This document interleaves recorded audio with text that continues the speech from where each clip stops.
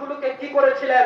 এত মানুষ রাসূলুল্লাহর উপর জুলুম করেছে, নির্যাতন করেছে, তারপরও সব মানুষগুলোকে ক্ষমা করে দিয়েছেন। সুবহানাল্লাহ। মুষ্টি কয়েক ব্যতীত যারা কঠোরপন্থী ছিল, এমন কয়েকজন ব্যতীত আল্লাহ রাসূল সবাইকে মাফ করে দিয়েছেন। এই আদর্শ এসেছে কিসের মাধ্যমে বলেন? কোরআনের মাধ্যমে।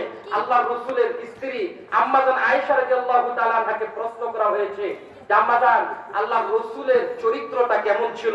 আম্মা জান আয়েশা রাদিয়াল্লাহু তাআলা আনহা বলেন, একটা জীবন্ত কোরআন। সুবহানাল্লাহ। আল্লাহর রাসূলের চরিত্রটা কেমন ছিল? ওয়া ইন্নাকা লাআলা খুলুকিন আযীম।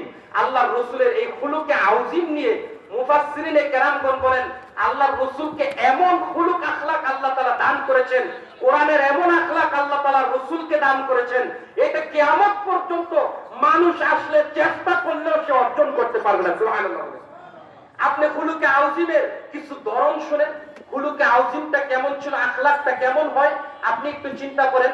আপনাকে একজন ব্যক্তি থাপ্পড় দিল, আপনাকে আঘাত করলো, আপনাকে অসম্মানিত করলো, আপনাকে অপমান করলো, আল্লাহ তাআলা আপনাকে এতটুকু অধিকার দিয়েছেন, আপনিও তাকে ঠিক সেইভাবে একটা আঘাত করতে পারবেন।